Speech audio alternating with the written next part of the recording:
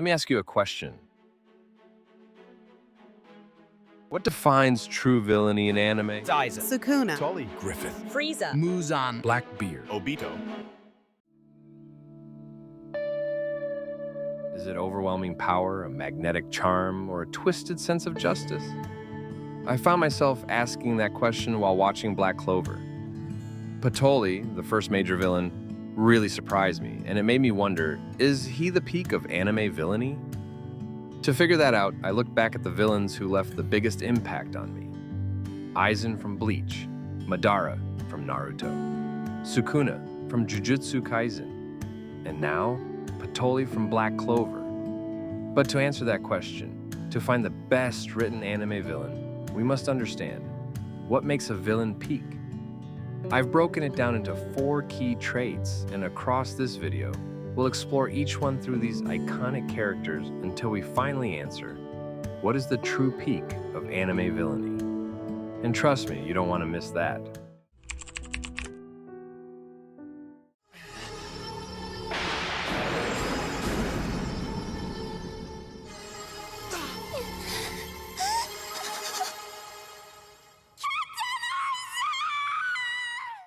Aizen quietly walks through the Soul Society, perfectly composed. The most terrifying evil isn't born from chaos. It's born from purpose.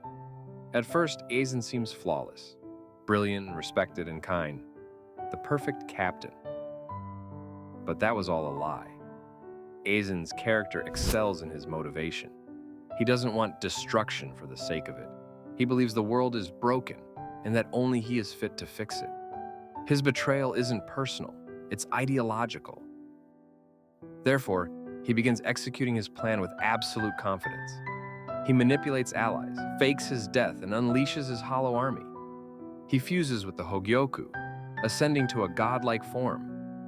The Soul Reapers scramble. Even captains can't match him, but he's finally sealed, not defeated, and his vision remains unshaken. Therefore, Aizen, imprisoned, reflects the world wasn't ready. He accepts silence, for now. Even caged, he remains Bleach's greatest mind, driven not by madness, but by unwavering motivation. I'm a fortunate man to have you as a subordinate. Thank you, Momo. From the bottom of my heart, thank you, and goodbye.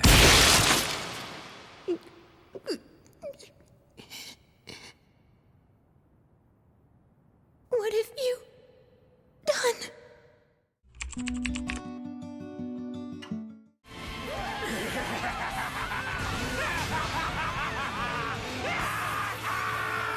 You can see it, Maharaga! You can see my curse technique!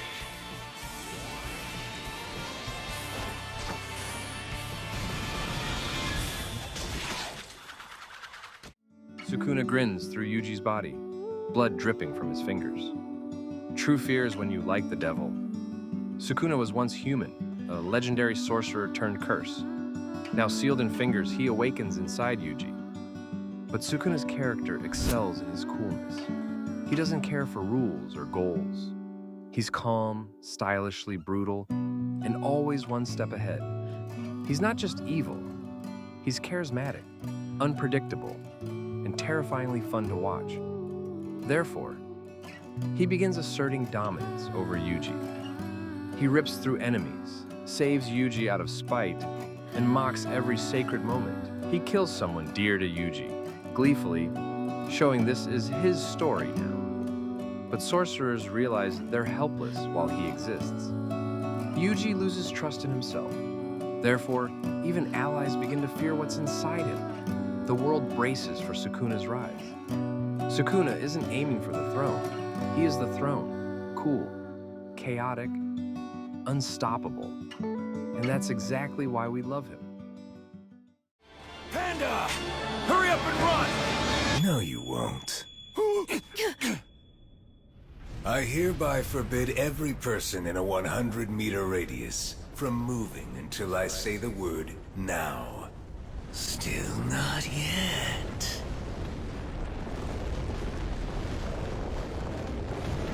Now. If you enjoy this video, please take a second to subscribe. 99% of people watching aren't subscribed. It's free and only takes 3 seconds. Thank you. Now let's continue.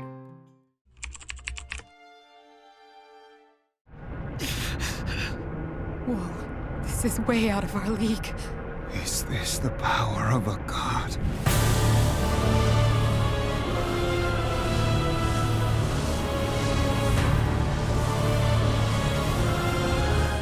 Madara stares across a battlefield, a lone titan among men. Some villains don't just fight the story, they become it.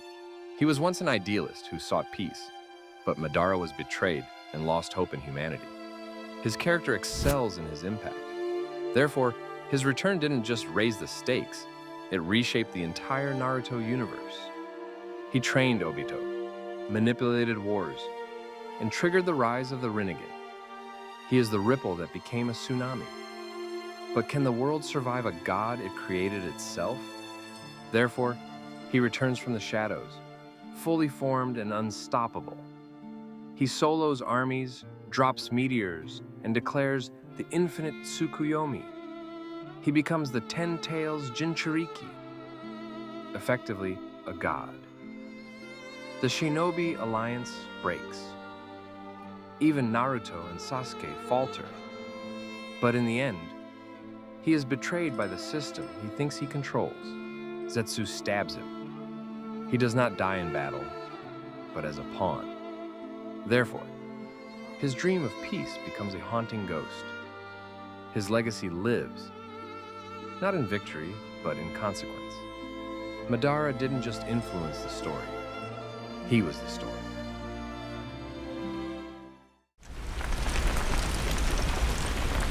Yes! The old man did it!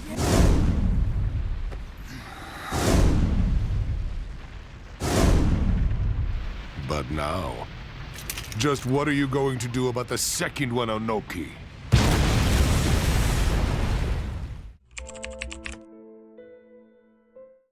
Because you're the Wizard King.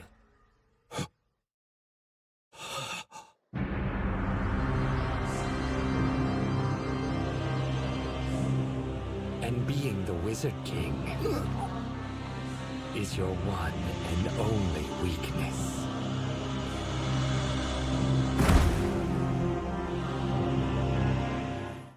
Patolli floats in despair, conflicted by memories that don't feel like his. Sometimes the villain is just a broken hero in disguise. Once, an elf named Licht and his people were slaughtered by humans. But reborn with false memories, he awakens as Patolli, the vessel of vengeance. Patolli's character excels in his backstory. Therefore, unlike others, his evil comes from grief, from centuries of betrayal, genocide, and sorrow twisted into rage. He's not a monster by nature, but by history. But is revenge ever truly justice? Therefore, he begins his crusade against the Clover Kingdom. Using soul magic, he torments both enemies and himself. He nearly destroys everything, until Asta confronts him. The truth starts to break through his pain. But he realizes his hate was manufactured, and his hands are stained. Therefore, the elf inside mourns the lives lost, including his own. He lets go, and vanishes in peace. He didn't need to be defeated, just understood. And in that understanding, he found peace. For all that you've done up to this moment, and the results you've shown me, just as another did all those centuries ago. Another? But who? What is going on here? That day, the one who tricked the humans into betraying the elves was none other than, why, me, of course! So, what defines true villainy in anime? Is it motivation, coolness, impact? Or is it the backstory? As I said, they are all important, but not to the same extent. First, we've got coolness. It makes a villain fun to watch. Then, there's their backstory and motivation, which tell us why the villain is a villain and what he wants. But I think the most important thing is impact. Impact is what lingers after the villain is gone. It shapes the story, the hero, and even the world itself. A great villain doesn't just challenge the protagonist, they change everything. So the peak of villainy must contain coolness, so the viewers like watching him, backstory and motivation, so they understand him, and impact, so they remember him. And when we look at it that way, the answer is clear. Madara Uchiha isn't just cool, he redefined what cool even means in anime. Wake up to reality. Nothing ever goes as planned in this accursed world. His backstory and motivation are the root of Naruto's final war. The longer you live, the more you will realize that the only things that truly exist in this reality are merely pain, suffering, and futility. But most of all, his impact is unmatched. Everywhere you look in this world, wherever there is light, there will always be shadows to be found as well. He shaped the world from the shadows and shattered it when he returned. The selfish intent of wanting to preserve peace initiates wars. And even in death, his legacy haunts every shinobi that followed. And hatred is born in order to protect love. That's why Madara is the peak of anime villainy. I am merely an Uchiha ghost. I am Madara Uchiha. Thanks for watching. If you liked this video, you'll love how Frieren changed thousands of lives, and how it could change yours too. See you in the next one. Goodbye.